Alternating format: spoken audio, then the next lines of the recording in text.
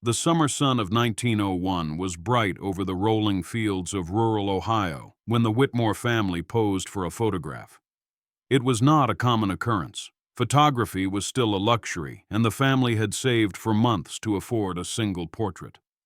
They stood proudly before their weathered farmhouse, Thomas Whitmore, tall and firm, with his farmer's hands roughened by years of toil. Margaret, his wife, her soft smile steady despite the endless housework and worries of raising children. James, their 15-year-old, his tie slightly crooked, eyes darting as though he wanted to be anywhere but still. Clara, age 11, clutching a small bouquet of wildflowers she had picked herself that morning. Henry, only 6, hiding partly behind his mother's skirt. Even the family hound, Baxter, sat at their feet. The shutter clicked. For a moment, time was frozen, an ordinary family in an ordinary year. But the story that photo would come to tell was anything but ordinary. Thomas Whitmore was a man of iron discipline. To outsiders, he seemed the very image of rural success. A farmer who had turned struggling soil into fertile land, a husband who never faltered, a father who kept his children clothed and fed. Yet beneath his stern exterior was a man weighed down by pressures. Every season brought fear, drought, crop failure, debts owed to the bank. He didn't show weakness, not even to Margaret. His philosophy was simple. A man must carry his burdens alone. In the photograph, his face looked hard, almost unfeeling. But if you looked close, there was something else. Eyes that carried stories he never told. Margaret, by contrast, carried warmth wherever she went. Her laughter filled the farmhouse, often in the form of humming hymns or reciting verses while kneading dough. She stitched her children's clothes with patience and whispered prayers over them at night. She had grown used to Thomas's sternness and tried to soften its edges. Children learn love by seeing it, she told him often, though he would grunt and return to his work. In the photograph, she smiled gently, holding her youngest close. That smile, unbeknownst to her, would one day become a beacon of comfort for generations who looked at that image. James, at 15, was caught between boyhood and manhood. He was clever, observant, and restless. Unlike his father, he did not dream of the soil. His heart beat for words. At night, when chores were done, he scribbled in a battered notebook. Poems, thoughts, and even small stories inspired by his sister Clara's imagination. But Thomas dismissed writing as a fool's pastime. He expected James to inherit the farm, to carry the family name through the land. James, standing in the photograph with his jaw clenched, felt both the weight of his father's expectation and the fire of his own dreams. Clara, at 11, was unlike anyone else in the family. She had a spirit too gentle for the harshness of farm life, and yet too bright to be dimmed. She carried a sketchbook everywhere, drawing flowers, birds, and even faces of neighbors she observed. Her imagination spilled into everything. At night, she spun fantastical stories for Henry, about kingdoms in the clouds, talking animals, and forests that whispered secrets. When the photograph was taken, she insisted on holding wildflowers. "It'll make the picture less serious," she giggled. The photographer almost scolded her, but Margaret let her keep them. That tiny detail would later become significant, a symbol of who Clara was. Henry, just 6, was still a child clinging to innocence. He adored Clara, trailing behind her as if she were his guide to the world. She was not just his sister, but his protector, his storyteller, and his best friend. In the photograph, Henry's small hand can be seen clutching at his mother's dress. His shy eyes peeked toward the camera, uncertain. What no one could have predicted was how much this little boy's life and heart would be shaped by what was about to come. The world of 1901 was shifting. The industrial age was pulling young men into cities, while farms like the Whitmores struggled to keep up. News traveled slowly to their small town, but even there, whispers of change could be felt. Still, the Whitmores clung to tradition. The farm was their lifeline, their pride. Yet within the family, Unseen cracks were forming. James's restless spirit, Thomas's unspoken fears, and Clara's fragile health. The photograph caught them all together at a crossroads, though none of them could see it. Clara had been coughing for weeks before the photo. Everyone thought it was just a summer cold, but Margaret noticed it, how the cough lingered, how Clara tired quickly, how her cheeks grew pale. When she brushed Clara's hair one morning, she felt the girl's bones too sharply. Fear crept into her heart. But doctors in rural towns rarely had answers beyond rest and hope.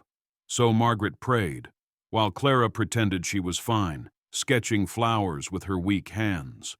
Looking back at the photo years later, Henry would swear he could see it in her eyes, the secret she carried in that smile. One quiet evening after the photograph, Clara called James into her room. She was sitting by the window, her sketchbook on her lap. "James," she whispered, "if something ever happens to me, promise me you'll tell Henry my stories. Don't let him forget." James frowned. "Nothing's going to happen to you, Clara. You'll get better." But Clara only smiled, a sadness in her eyes. "Promise me." Reluctantly, James nodded. "I promise." It was a promise that would echo for the rest of his life. By autumn, Clara's cough grew worse. The local doctor finally gave it a name: consumption, tuberculosis. In those days, it was nearly always a death sentence. Thomas reacted by burying himself in work, pretending nothing was wrong. "We don't need pity," he muttered whenever Margaret tried to speak of it.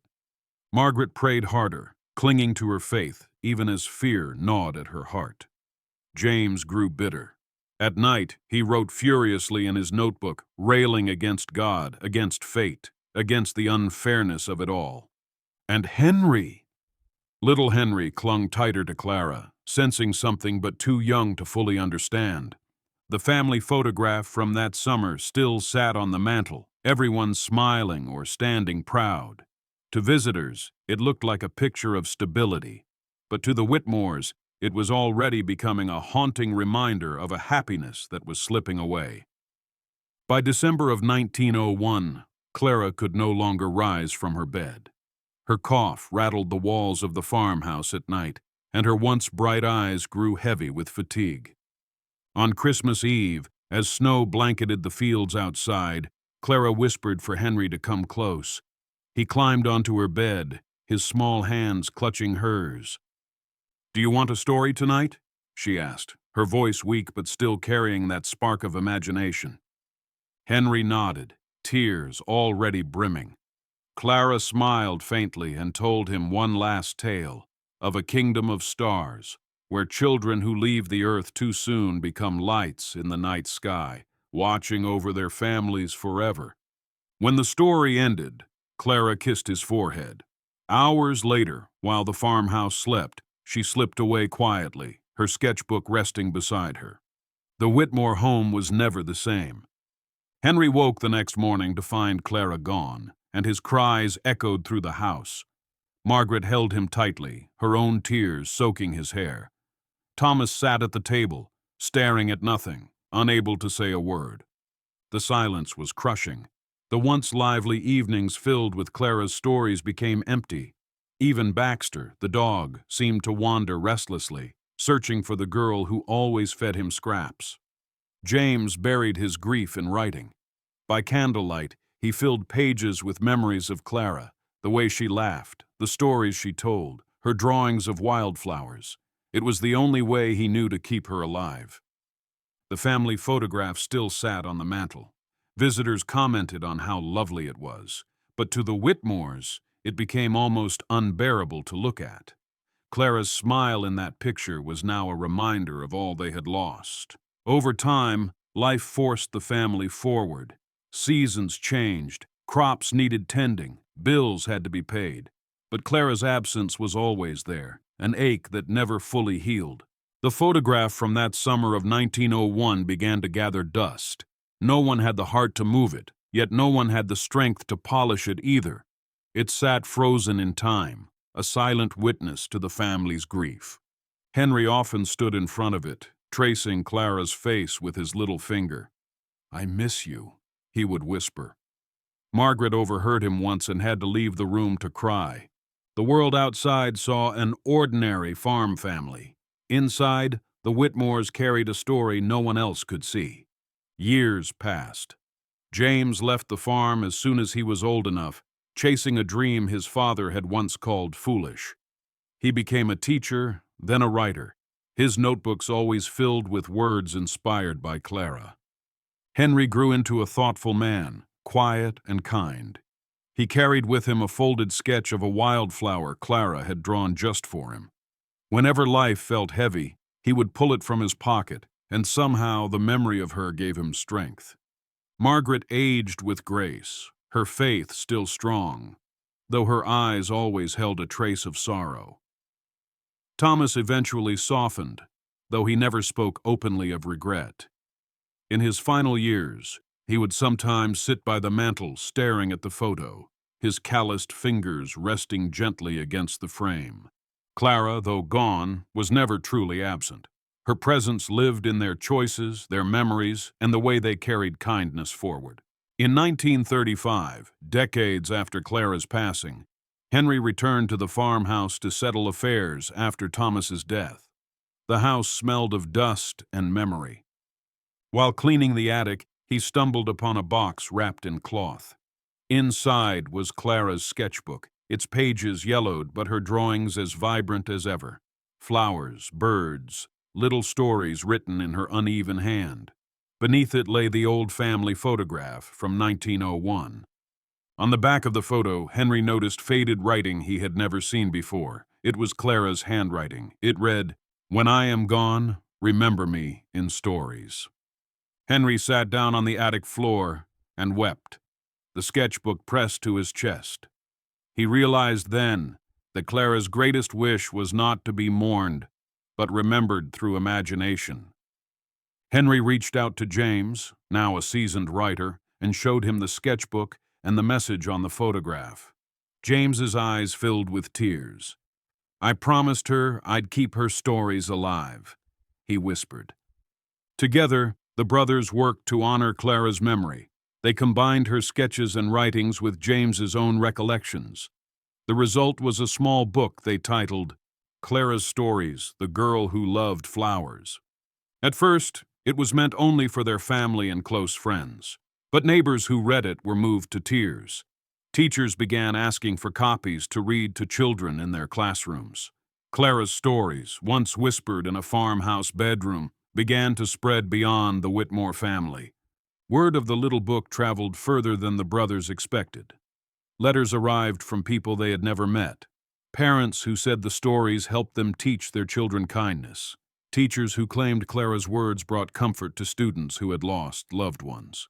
The book grew slowly but steadily. It was reprinted by local presses, then picked up by a regional publisher. By the late 1940s, Clara's Stories was being read in schools across the Midwest.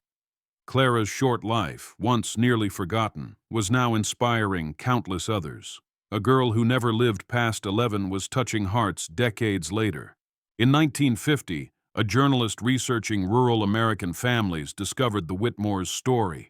He found the photograph of 1901 and the tale behind it, the smiling girl, the hidden illness, the legacy of stories. He published an article in a national magazine with the headline, "This 1901 family photo looks ordinary, until you know what happened next." Readers were captivated. The photo, once just a keepsake for one family, now carried meaning for thousands. People began writing to the Whitmores, thanking them for sharing their story, and some even kept copies of the photo beside their own family portraits as a reminder to cherish their loved ones. The photograph came to symbolize something more than just one family's past.